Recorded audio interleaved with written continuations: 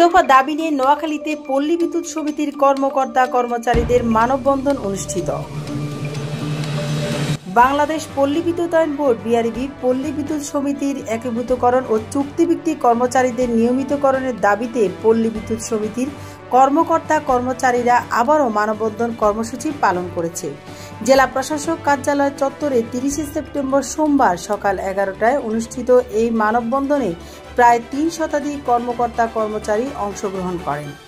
মানববন্ধনে উপস্থিত ছিলেন কেন্দ্রীয় নেতা সালাম জাবেদ, ডিজিএম মোহাম্মদ মহিউদ্দিন মোশাহেদুল্লাহ, প্রকৌশলী মাসুদুর রহমান সহ অন্যান্য নেতৃবৃন্দ। বিদ্যুৎ ব্যবস্থা সংস্কার এবং গ্রাহক সেবার উন্নয়নের লক্ষ্যে বাংলাদেশ পল্লী বিদ্যুতায়ন বোর্ড বিআরবি পল্লী বিদ্যুৎ সমিতি একীভূতকরণ করে অন্যান্য বিদ্যুৎ বিতরণ সংস্থার ন্যায় রিফর্ম ও সকল চুক্তিভিত্তিক অনিয়মিত কর্মচারীদের নিয়মিতকরণ সহ 2 দফা দাবি বাস্তবায়নের আহ্বান জানান। আমাদের 80টা পল্লী বিদ্যুৎ সমিতির ব্যানারে একই সাথে শান্তিপূর্ণভাবে মানববন্ধন হচ্ছে। আমি আপনাদের সাংবাদিক ভাইদের উদ্দেশ্যে আমাদের এই মানববন্ধনের প্রেক্ষাপটটা বলতে চাই। আপনারা জানেন যে বিগত সরকার আমলে বাংলাদেশের শতভাগ বিদ্যুতায়নের নামে গ্রাহক পর্যায়ে যে লাইন নির্মাণ করা হয়েছে, খারাপ মালামাল দিয়ে দুর্নীতি করা হয়েছে। এটা বিগত সরকার যখন ক্ষমতায় ছিল তখনও আমরা এই দুর্নীতির বিরুদ্ধে কথা বলেছি। বাংলাদেশ পল্লী বিদ্যুতায়ন বোর্ডের আওতায় 80টা পল্লী বিদ্যুৎ সমিতি, তারাই প্রথম যারা হচ্ছে যে চাকরিরত অবস্থায় সার্ভিসে থেকে বিগত আমি সরকারের সময়ে, শেখ হাসিনার সময়ে যে দুর্নীতি হয়েছে, গ্রাহক পর্যায়ে যে ভোগান্তি হচ্ছে, সামান্য ঝড় বৃষ্টিতে যে লাইন ভেঙে পড়ছে, সে বিষয়ে দুর্নীতির কথাগুলো তুলে, গ্রাহক ভোগান্তির কথা তুলে আমরাই প্রথম প্রতিবাদ করি এবং সেই প্রতিবাদটা এই বছরের প্রথম থেকে শুরু হয়। আপনারা জানেন আওয়ামী লীগ সরকার ক্ষমতা থাকার সময় 5ই মে থেকে 10ই মে 5 দিন, 1 জুলাই থেকে 10ই জুলাই 10 দিন, আমরা ওই সরকার ক্ষমতা থাকার সময় যখন সাহস করে কেউ কথা বলার সুযোগ পায় নাই, যখন সবার চাকরির ভয় ছিল, যখন সবাই লেজুর ভিত্তিতে আবদ্ধ ছিল, ওই সময়টাতেও আমরা এই বিষয়ের প্রতিবাদ করেছি।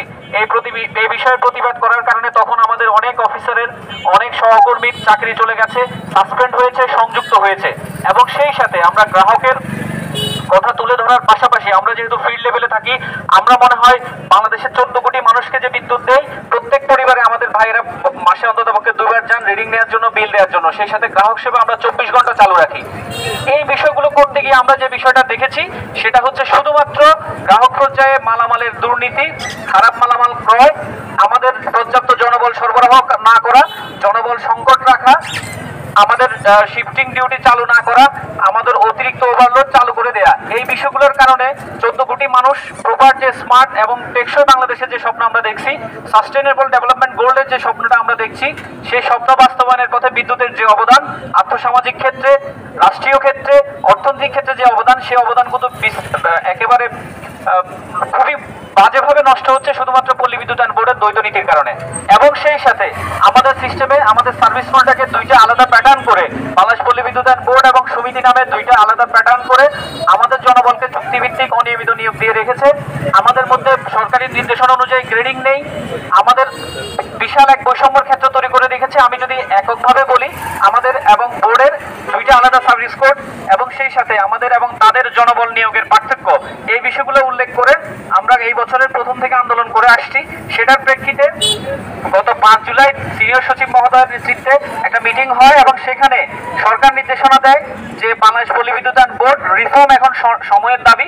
সেই সময়ের দাবির প্রেক্ষাপটে 9 সদস্য বিশিষ্ট মন্ত্রণালয়ের 2 জন, বাংলাদেশ পল্লী বিদ্যুতায়ন বোর্ডের 3 জন এবং সেই সাথে আমাদের পল্লী বিদ্যুৎ সমিতির 4 জন প্রতিনিধি, এবং যার মধ্যে সারা বাংলাদেশের 1 জন প্রতিনিধি, আমিও 4 সদস্যের প্রতিনিধি, আমরা সহ টোটাল এই 9 সদস্যের প্রতিনিধি।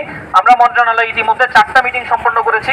কিন্তু দুর্ভাগ্যজনক হলেও সত্য এবং সেই সাথে তাদের দুর্নীতি ঢাকার পায়তারা হইলেও এটাই হচ্ছে বাস্তবতা। বাংলাদেশ পল্লী বিদ্যুতায়ন বোর্ড সরকার নির্ধারিত যে রিফর্ম এখন সময়ের দাবি এবং সেই সাথে এই বৈষম্য বিরোধী আন্দোলনে যে নতুন বাংলাদেশ আমরা গঠন করেছি, যে নতুন বাংলাদেশের স্বপ্ন হচ্ছে সংস্কার করা, দেশকে নতুন করে ঢেলে সাজানো, সেই ঢেলে সাজানোর পথে বাংলাদেশ পল্লী বিদ্যুতায়ন বোর্ড এখনো পর্যন্ত রিফর্মের কোনো প্রস্তাবনা দেয় নাই। মানববন্ধনে উপস্থিত ছিলেন কেন্দ্রীয় নেতা সালাম জাবেদ, ডিজিএম মোহাম্মদ মহিউদ্দিন মোশাহেদুল্লাহ, প্রকৌশলী মাসুদুর রহমান সহ অন্যান্য নেতৃবৃন্দ।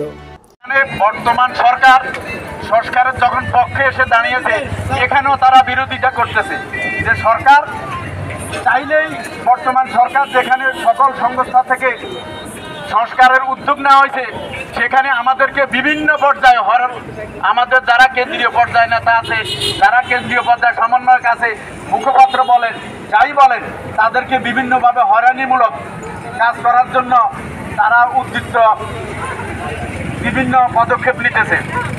তারা বিদ্যুৎ ব্যবস্থার সংস্কার এবং গ্রাহক সেবা উন্নয়নের লক্ষ্যে বাংলাদেশ পল্লী বিদ্যুতায়ন বোর্ড বিআরবি, পল্লী বিদ্যুৎ সমিতি, একীভূতকরণের অন্যান্য বিদ্যুৎ বিতরণ সংস্থার ন্যায় রিফর্ম ও সকল চুক্তিভিত্তিক অনিয়মিত কর্মচারীদের নিয়মিতকরণের সহ 2 দফা দাবি বাস্তবায়নে আহ্বান জানান। রুমানা ইসলাম, সিএন টেলিভিশন, নোয়াখালী।